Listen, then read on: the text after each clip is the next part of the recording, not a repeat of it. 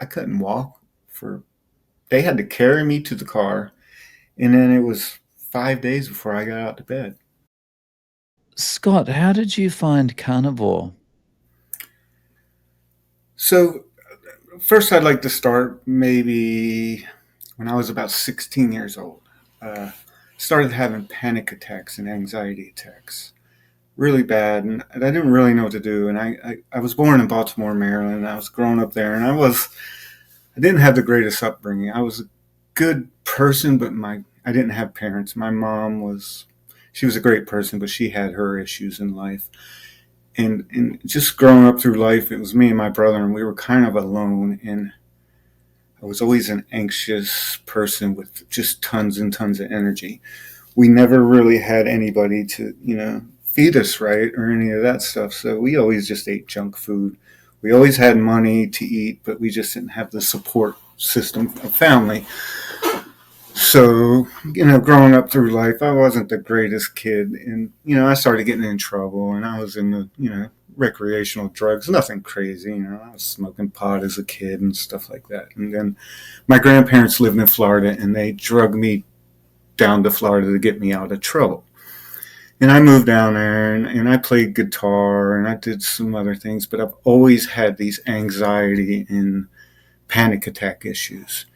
And it continued throughout my life. And I would go to the doctors and they would give me antidepressants, SSRIs, and benzodiazepines, benzos. I was on Xanax for 26, 27 years. And I just kind of dealt with it through life.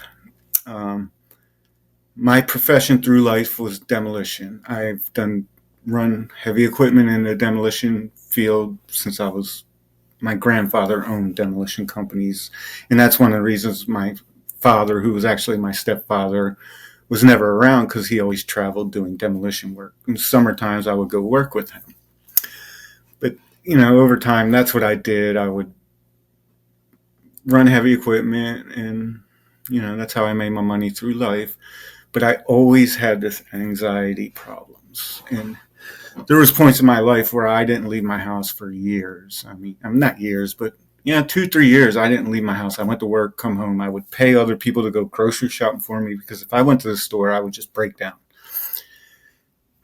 But back to, my anxiety issues.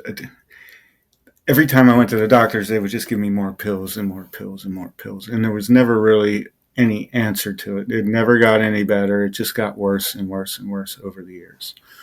Um, and that just continued for a long time. And then in 2016, I was listening to a Joe Rogan podcast, and there was a guy named Zach Bitters, who is an ultramarathon runner. And I honestly, running to me was, I thought it was silly. I used to make fun of those guys. I was like, why would you do that? But I listened to this podcast and he started talking about the keto diet and how it could change your life. And I'm like, at this point, I had owned a demolition company, had started a family, because I was still a very intelligent guy and I was a go-getter. I just was locked up inside my own mind, if that makes sense, with my fear of the world. It was agoraphobia is what I called it. And so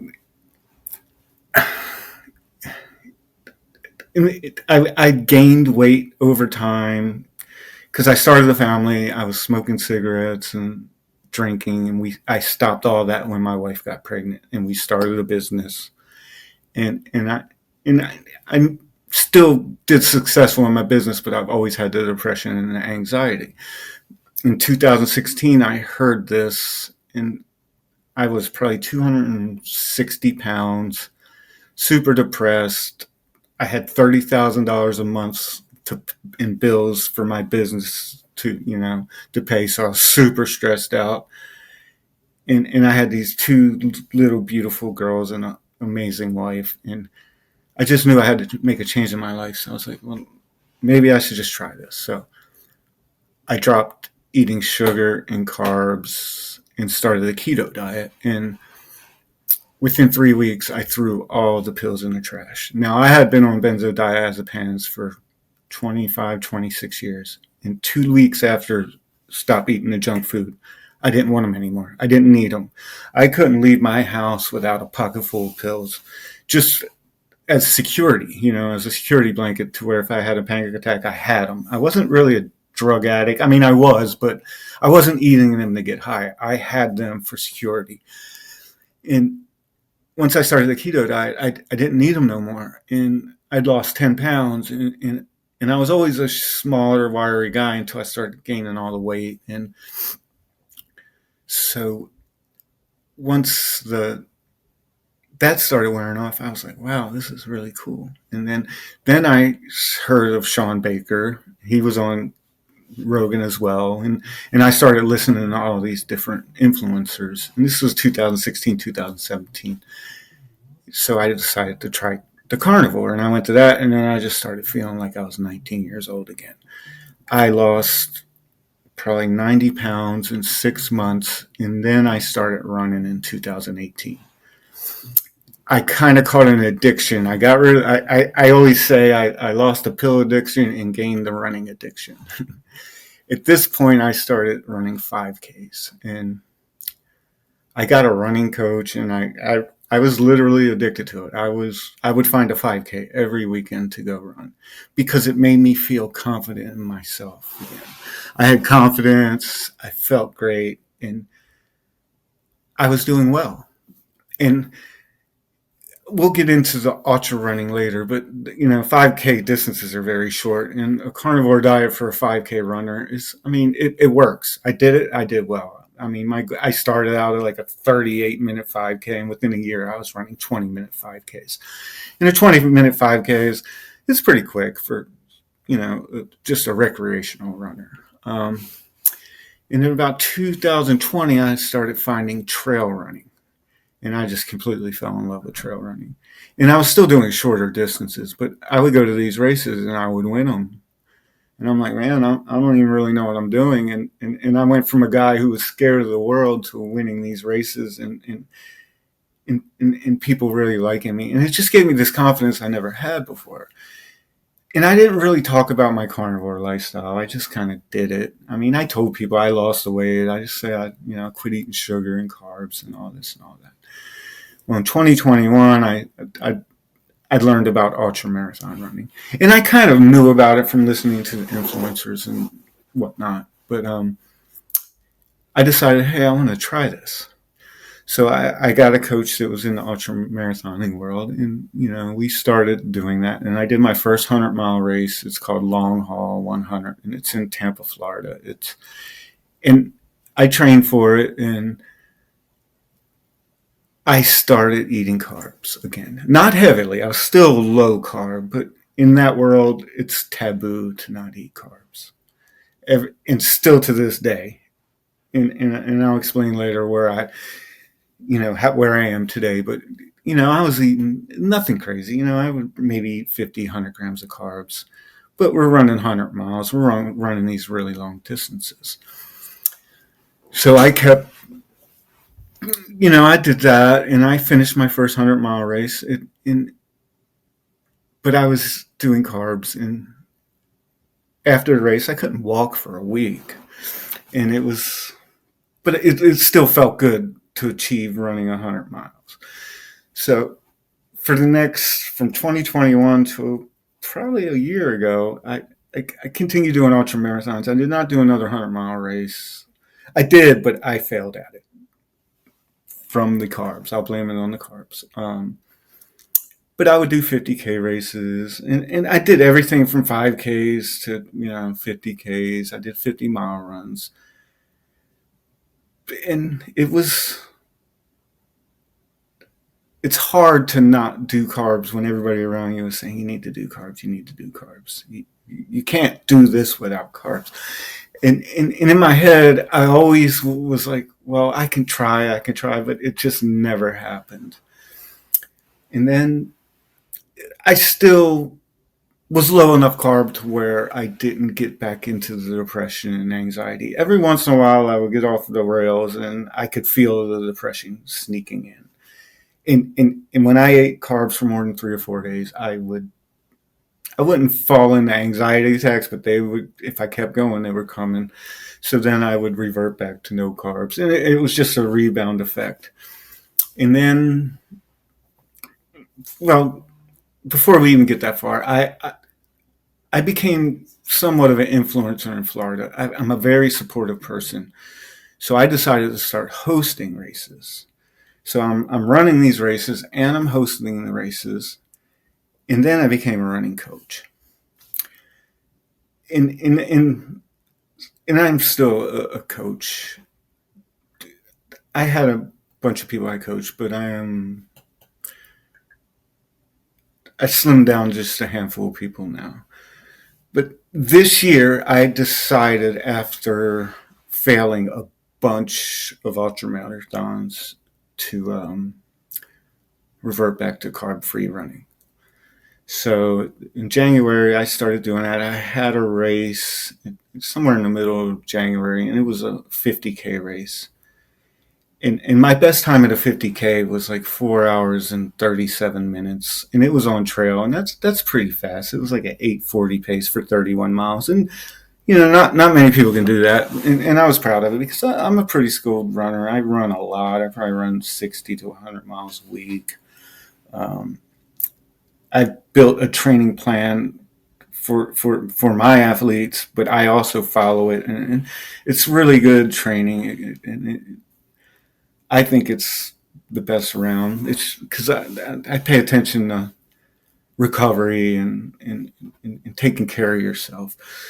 So, but I did this one race, and I say I was zero carb, but I wasn't zero carb in that race. But I was very low. I think I took some like honey, maybe just a couple packets of honey here and there.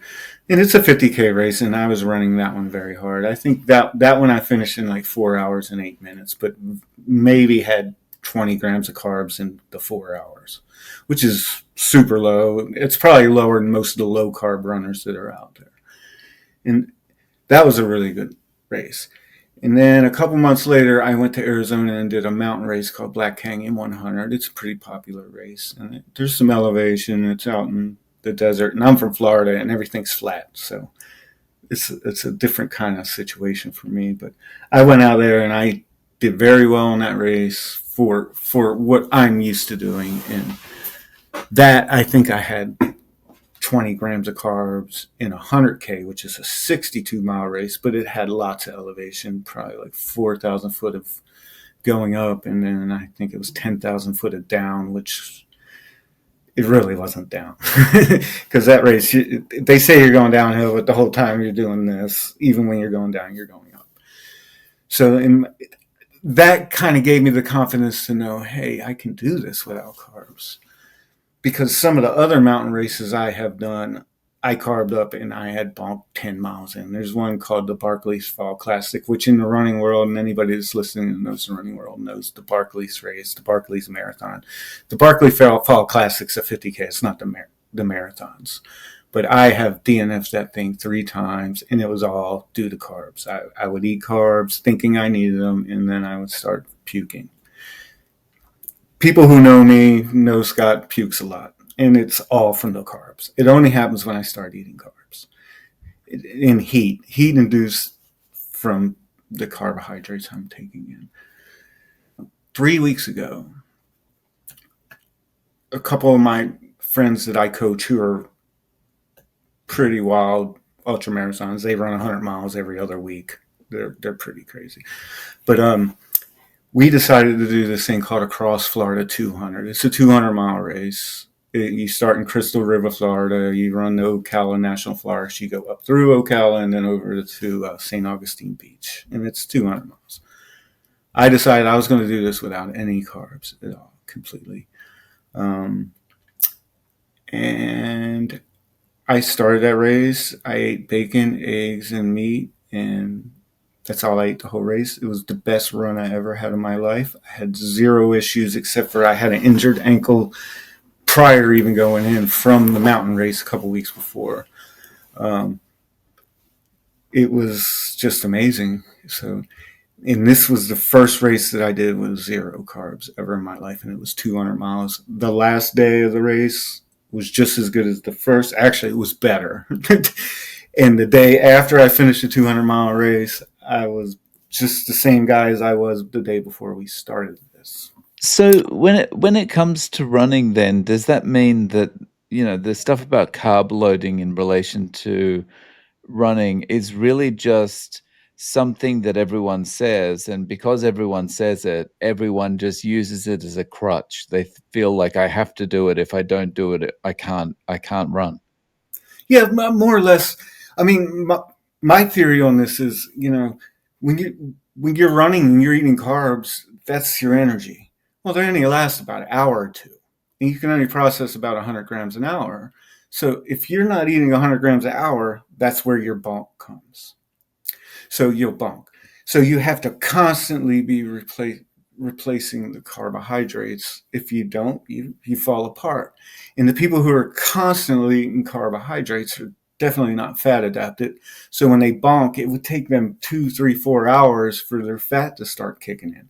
And that's a lot of times when in a marathon, a 26-mile marathon, pretty much everybody's bonking if they're not fueling with carbohydrates correctly or eating gels every 30, 45 minutes. You will bonk at mile 18 to 22. It's just going to happen if you're not fueling right. And that's why everybody bonks. And then by mile 24, they're running again because their body starts to either finally refueled or their body started adapting to fat. So I've been doing this so long, my body's very fat adapted. So I'm burning fat the second I start, pretty much. And I'm never really burning the glucose in my body. So a lot of my problem when I was kind of low carb, not no carb, was I always start races too fast because I'm a fast guy and it's a race. I want to get out there. I want to go. I want to go. I want to go. And I use up all my glycogen and I bonk. I will eventually start burning fat, but my body's still wanting that glucose and it's gone. These longer races, like this 200-mile race, I started easy with my athletes and I was almost pacing them. So the whole time I'm feeling great. Even some of the longer races when I'm not going hard and burning all my glycogen out of my muscles, at the end of the race, I can run 5-minute paces, 60 miles in because it's still there. And it's in running, everybody thinks you need carbs. I mean, I get beat on all the time. People bash me saying, "Oh, you don't know what you're doing. You don't know what you're doing. You don't know what you're doing." But this is what got me into running. I didn't run until I quit eating carbs. And then when I started eating carbs again, is when I started not failing, but I didn't do as well. You know, and You can't quite argue with the way your body reacts, right? yeah, yeah, and quite possibly my body. I truthfully, I don't know this because I don't really go to the doctors. I'm not, I don't. But I feel like my body's a little different. I cannot process carbs like most people can. The younger you are, there's young guys out there who eat 500 grams of carbs a day and they still are fine. If I eat 100 grams of carbs, I feel like trash for 3 days. I test my ketones and blood levels. I can fast for 3 days and my blood sugar is still 110. And my ketones would be like 0.6. They don't really go high. I feel like my body makes enough glucose on its own to supply what I need for my body. Now, do I have scientific proof of that? No. But I just feel like that because, like I said, now if I eat a bunch of sugar and go run a 5K, absolutely I'm going to be faster. I know that. But I can still be just as fast without the carbs. I mean, I did that 200-mile race, and then 2 weeks later, just 3 days ago, I won a 5K at like 19 minutes. You it, and that was like a week and a half after, and I was sick because my immune system was low after a 200-mile race, and my whole family was sick. And it's the first time I got sick in probably 4 or 5 years, and it was just because the 200-mile race was 3.5 days, because we actually run from 7 in the morning until about 10 at night, and then took a we went to sleep for 6 7 hours every night. So So for you at this point, do you feel like, well, that's it, I'm not going to go back to having the carbs no, um, before running? no, no, yeah, I think I'm done with them. I have this 200-mile thing gave me. I'm a pretty confident guy, but this 200-mile race, I'm gonna be honest with you, Dave. I didn't think I'd make it 50 miles, because every time I do one of these long races, I end up puking all over the place. And I didn't know what was going to happen, but my friends wanted to do it. I ignored it. I did well at the 100K the couple weeks before, very low, very, very low carbs. So I was like, I'll give it a shot, see what happens. And I went in there and I was just like a bunny rabbit the whole time. I mean, I was just hopping around, smiling, happy. I was the first guy because every 10 or 12 miles, we had a crew that would stop and we'd grab some drinks or food or whatnot. And I was the first one in, last one to leave every time, and it just felt amazing. So when I finished, I didn't really brag a whole lot about it or say much about it. I mean, the people who follow me, they know, they've seen it, but I didn't go and make a big deal out of it, because I felt like I left a lot on the table out at that thing, because it was more like a bro trip for me. That's the way I looked at it. Because if I went in there with it all serious, it would have hurt my feelings if I didn't finish it. But we all three of us finished it and we crushed it. Now my plan is, so Saturday I have a 50K race, and it's just a fun run kind of, and I'm going to hang out with my friends and do that. But the week after that, there's a 100-mile race. It's called Hungry Land Ultramarathon down in West Palm Beach. 2 years ago, I did not finish that race. I got 50 miles. I felt great, but I had to. I didn't want to quit, but most of the people made me quit because, well, I was peeing black and my kidneys were hurting. I was in bad shape. I still, like, when I quit the last 4 miles, I ran really fast. It just to prove to myself that I didn't have to. There's a heat element involved too, because it gets really hot in Florida. So, it, but that race is coming up on the 23rd, I think, 22nd, whatever the Saturday is, in 2 weeks, and I think I'm gonna jump back in that and just go zero carbs, because when I DNF'd it, I was eating fruit because I thought fruit was the key. No, that gummed me up, it messed my guts up, and I just couldn't do anything. So I am going to go down there and we'll see what happens. But I have a very good feeling that not only will I finish, I'm going to do very well. I don't want to get too overconfident, but Nice. in my head, because I've been, I call it my cheat code, the zero carbs, because in running, even the low carb guys don't do zero carbs, and they still say you need it, but you don't. I don't believe you do. I really don't. Uh, I you have think, to as be. you say, I think the key is being fat adapted.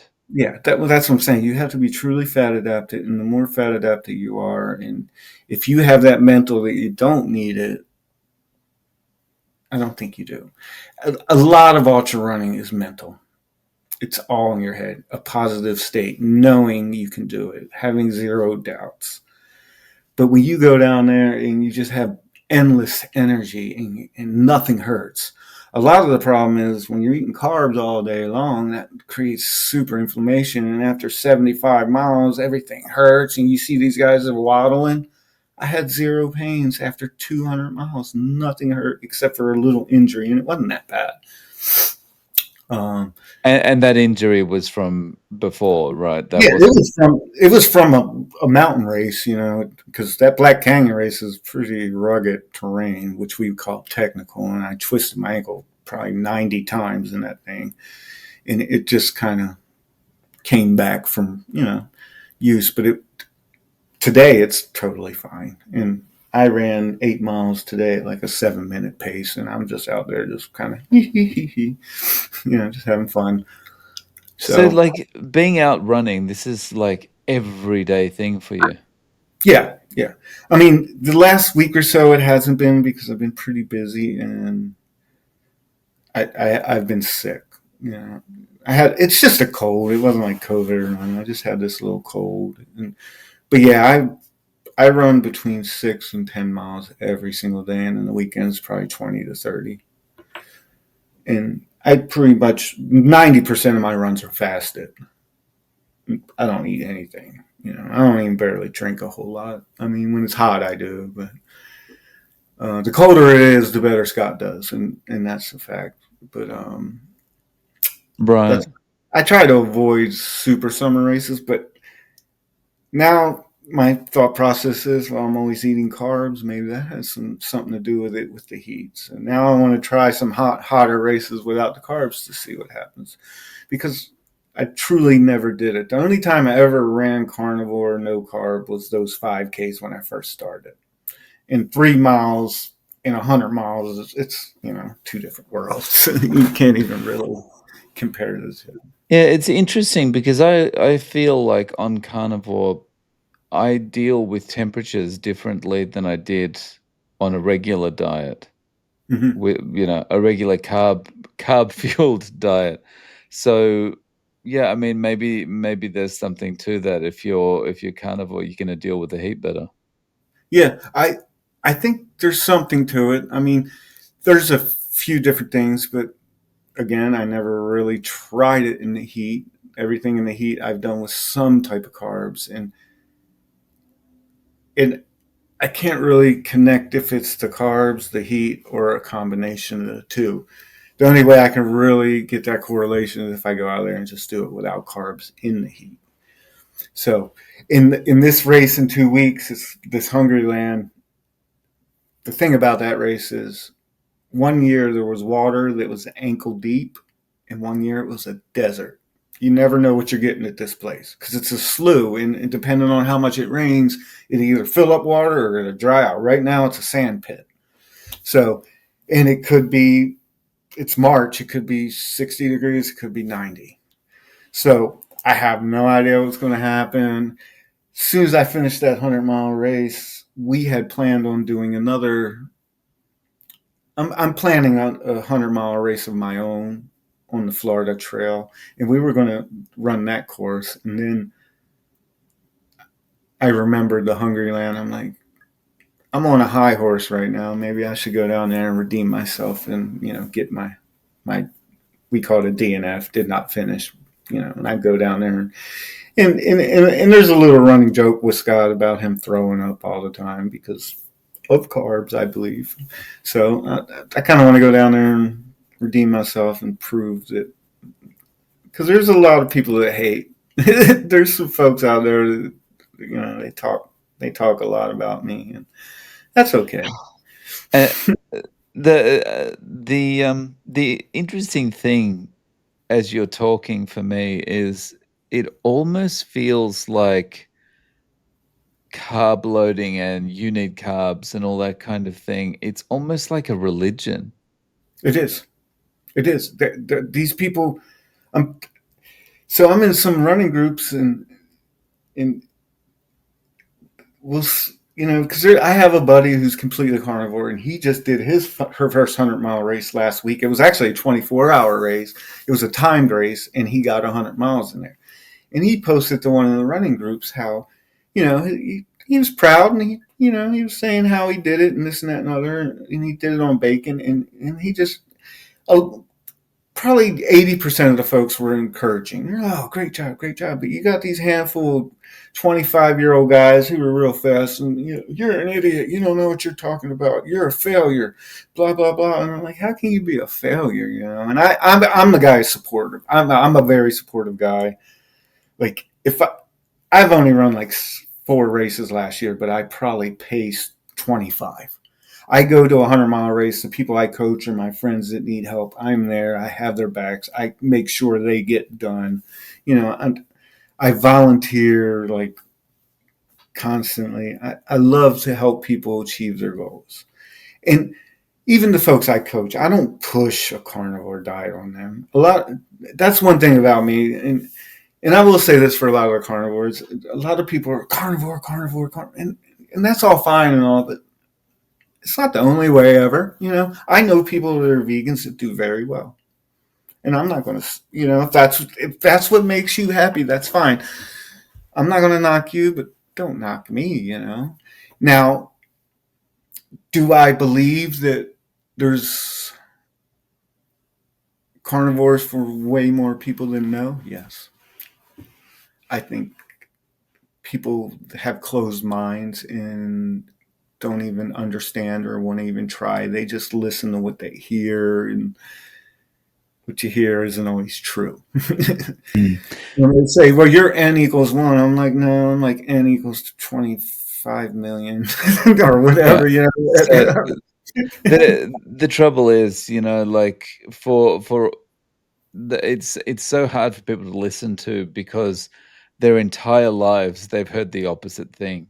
Mhm. And now and so what it looks like to them is you're this one random guy, even though you're Mhm. not. There's a lot of carnivores out there, but to them, you're like this one random guy standing on a box in the park shouting into the ether about eat meat, and they're like, "No, everyone in my life's told me that I should eat carbs and seed oils." Yeah, yeah, exactly. Even if they try, they'll get 3 or 4 days in feeling like crap and go, I'm going to die. I can't do that. I can't do that. I'm like, you're weak. You don't have the willpower. It's going to take you, if you're a runner and you want to do it on carbs, it's going to take you 3, 4 months before you're able to feel right. And it's hard for someone who runs daily to suck for 3 months before you get to that point where you're like, oh, wow, what is this? Because I'm telling you, it's there. Performance is there. They say, oh, you lose performance. It's not true. And I don't want to be like this guy who's out there running my mouth, but in being cocky, but I beat 98% of people in races without carbs, especially in longer races. If I do it right, I don't think there's many people that can beat me. When we start getting into the 200 plus mile races, if you look at the guys who win these races, they're all low carb guys, every one of That's them. really interesting. And That people know that, but they still ignore it. And that's what's even crazier. And they like these guys, and they're like fans of them, but they're at the same breath they'll turn around and say, "But you can't do that. You need carbohydrates. I mean, why do you need carbs? They're not essential for life, are they? Your body will make carbs. Well, it'll make its own glucose. It's not going to make carbs. I mm. mean, I listen. Have you ever heard of Tim Noakes? He's like the guy who invented high carb running, and then now he's saying, "No, I was wrong. I was wrong. I was wrong." He had part of the gel in creating the gels people suck on. And he says, "Don't do that. Don't do that." So, and this is why I think like people who are running should actually really be paying much more attention to Tim Noakes because there's nothing in it for him to go, guys, everything I said was wrong. Actually, we Yeah, should have been doing this. Like, yeah, there's nothing in it for him because he's like no, trashing his own reputation, right? yeah. He's saying I was wrong my whole life, and guided everybody in the wrong direction, and now I want to help you turn around, and you can still do it. Can I ask, like, what is your normal eating like day to day? I typically don't eat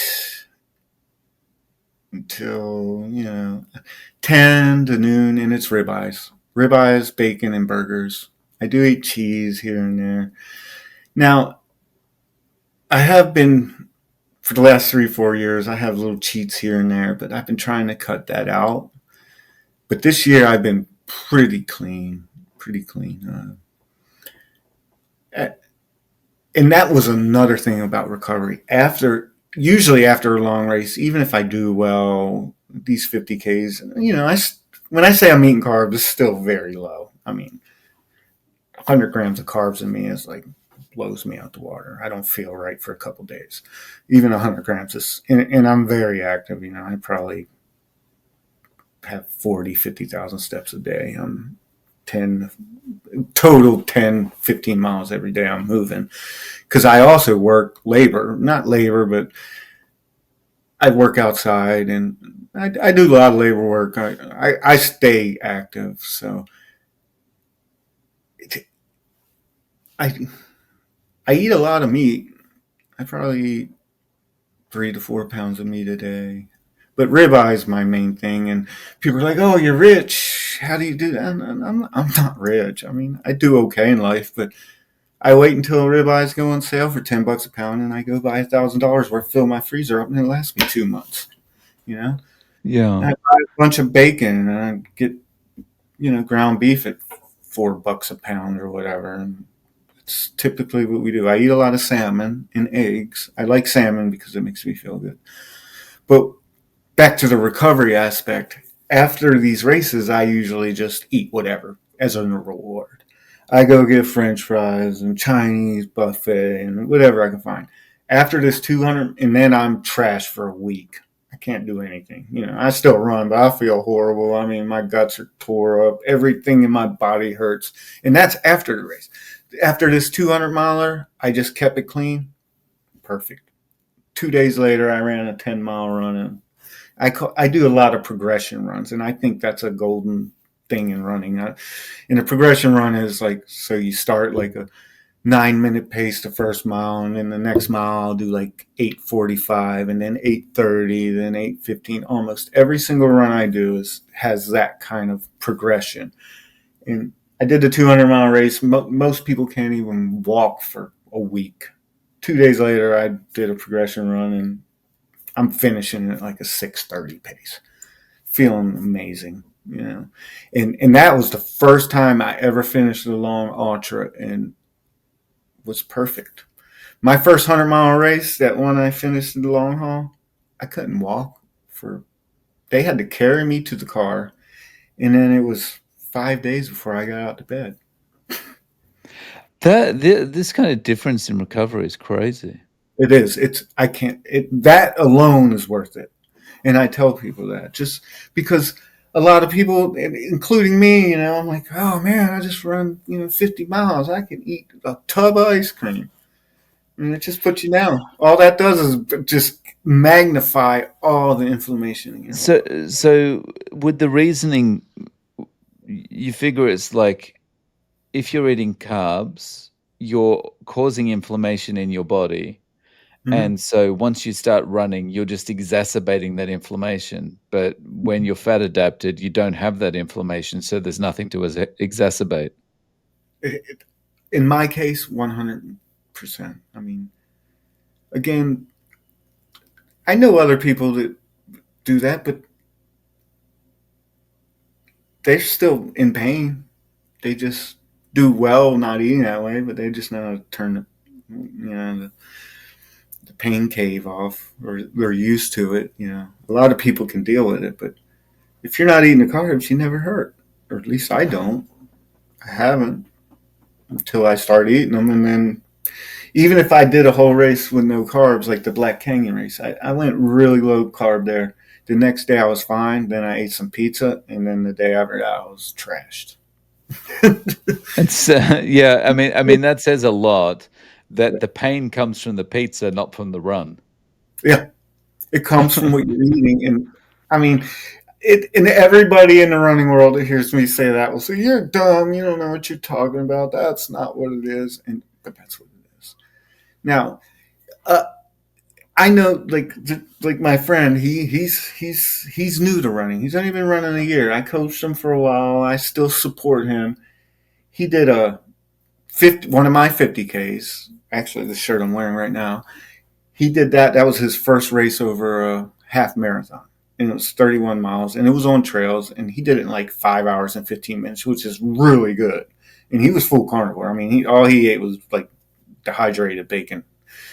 And then a couple months later, he did a 6 hour race, and he got like 37 miles. And then this past weekend, he did a 24-hour race. So he went from 5K to half marathon to 31 miles to a 6 hour, 36 mile to a 24-hour, 100 mile in 8 months. Now, he did say he experienced some pain, but there's also another aspect that I call my cheat code where when you're doing these long runs, you don't have to, but I'll run, it's called intervals. I'll run for 2 minutes and then I'll walk for 2 minutes. Because what happens is when you're burning fat, you need oxygen in your muscles, right? So if you're just constantly running, you're not getting all the oxygen your muscles needs. But if you run for 2 minutes and then walk for 1 minute, it gives your body that oxygen you need. So in that 1 minute time, all my muscles are getting oxygenated, and then I can run that 2 minutes. But what happens is after 17, 18 hours of doing that, you can still do it. And you're still running fast. So I'm running fast these 2 minutes, and in the 1 minute, I'm not. A lot of people want to run for 60 miles and then start walking, but they're forced to because they didn't give their muscles any oxygen because they were just constantly moving, moving, moving. And my friend, I think that was partly his problem. He pushed for, a good 18 hours before things. And he's new to running. He doesn't have the legs. I've been doing it since 2016, and it takes a while for your body to get used to that. So there is some experience factor in it, I believe, and just time on your feet, and you know, just learning your body. But there's different ways to do it, because I mean, there's people out there that can run 100 miles straight, but they're they're in a lot of pain Yeah. most of that time. You Yeah. know, So, what does your family think of this? Are they down with this way of eating, or they oh, do my it wife's on a regular? carnivore too. My wife's carnivore. My Oh, kids, wow. I wouldn't ask my kids to do that. I mean, they Mm. can choose when they're ready. They're pretty much carnivore, but they're kids. I let them eat. They're not. They don't eat horrible, but I'm not going to deprive them of. They have their candy here and there, but we don't let them just eat candy all day long. And they eat vegetables and fruit. My wife's not 100% carnivore, but she's pretty close. Yeah, she likes her Right. peanut butter. She likes peanut butter, and I do too. There's certain things that I eat that aren't carnivore, but I've been trying to slowly get them out because I can tell when I eat those. Like we eat nuts every once in a while. And I do MCT oil, so I would be more like a ketovore, I guess. So, Right. Um, and so do you ever feel like when you do have those times, whether it's a celebration after a race or it's just like a treat and you have a pizza or you have something, do you ever feel like there's like the panic attack kind of feeling one comes back or anything like that? 1,000%, 1,000%. I, I regret it every time I do it. Every single time. I'm like, why did I do that? And I do it years. For years, I've been doing this, and I know. But like I said, this year it's been pretty tight, and I'm going to try to keep it really tight the rest of the time. I do have a few vices. Like I drink energy drinks, and I've been cutting them way back. I'm trying to get to only water because I feel like if I got to only water, salt, and meat, I would really crush it. I think those things kind of hold me back. Even the energy drinks when I do drink them. I mean, yeah, when you're going for 3 days straight and it's 4 o'clock in the morning, you need a little pep, but maybe you don't need it. And then I keep telling myself, well, you thought you needed the carbs, so why do you think you need the energy drink? you know? Mm. You don't talk to the people you're coaching about they have to do carnivore, but like just imagine that someone did come to you and say, "Look, I want to get started doing it because I want to incorporate this into the running I'm doing." How Mhm. would you recommend they start? I always tell them just first off to get rid of the sugars. Usually it's the drinks because most people the sugary drinks. I tell everybody that get rid of the fizzy drinks first. the juices and all that. And then I tell them to get rid of the processed foods, do all that. And then I would never say, hey, just drop everything because you're going to fail. It's you can't just tell somebody who's eating just a standard American diet to stop because they're gonna they're not gonna they're, unless you're super have the willpower of I don't know just super willpower. You're not going to be able to do it. It's hard. I kind of did it but I was in bad shape when I made my change in life and I needed a change. A lot of people you almost got to talk them into it. So at one point, at the peak of my coaching, I probably had 25 people, and I had about 10 of them that were going low carb, and every single one of them was losing weight, felt great, was gaining confidence. And then over time, the coaching kind of they took a break or whatever, and then they kind of fell off.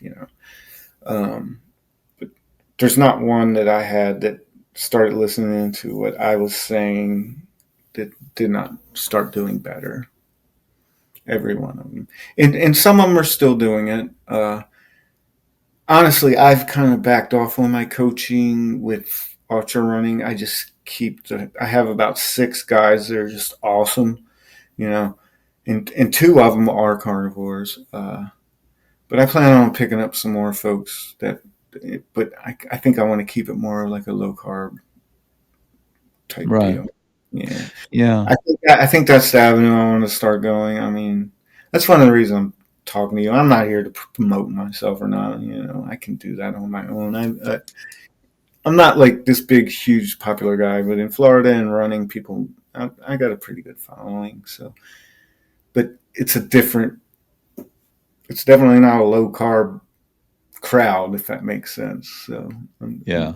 I'm trying to Uh, break into the low carb because I've been doing this 8 years, but I don't really talk about it with anybody. And I see some of you guys out here and you've been doing it a couple of years, and you guys are like huge, and I'm like, man. So maybe I ought so to make friends with these folks. yeah. So on that, like, how can people reach out to you? Do you have any social media or any way of getting in Yeah. contact? Well, I do Facebook, but the name of my company and coaching is Ultra Ultras, like this shirt. And we have a group. It's a running group. It's called Ultra Ultras, and I post a lot there. I do have a Facebook group. It's very small. It's called Low Carb, High Fat, Carnivore, Ketovore. I don't even know the name of it. I made it when I first started doing this, and I just started. I made that group probably 7 years ago, and it had like 10 people in it, and I just started bringing it back up because I was doing a lot of posting on my personal page, and I started getting hate from a lot of runners. And I was like, well, I don't want to deal with this. So I popped that little page back up.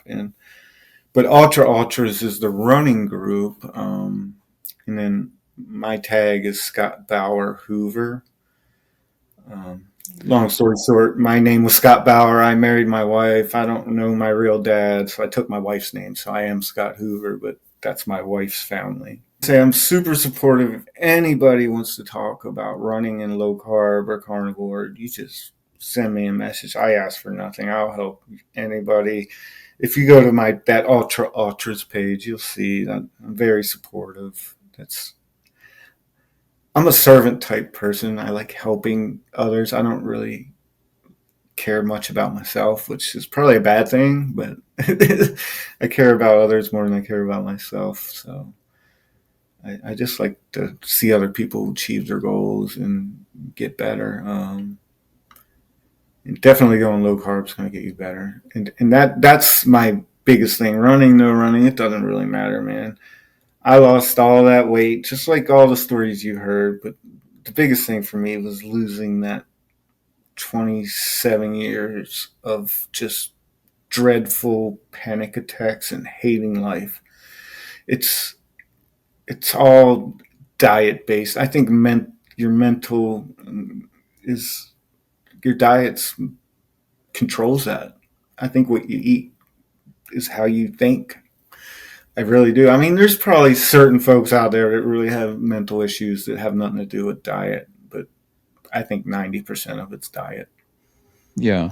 And Yeah. that's my biggest message to people. If you're not happy with your life, if you're overweight, if you're depressed, if you look in the mirror and you're not happy, if you feel worthless, look at what you're eating. It's probably what you're eating. And if you change what you're eating, and usually it's just sugar and processed foods. I mean, you get off that stuff, things change, man. I went from the lowest confidence in the world to the most confident person that I know. You know, I'm not the most confident person inside, but outside I radiate it. I Yeah. try to at least. Nice. So Scott, I'll link to the Facebook groups and your Facebook page below. Um, Thank you so much for coming on and sharing your story. I really appreciate your time. Mm-hmm. Yeah, man. I appreciate talking to you.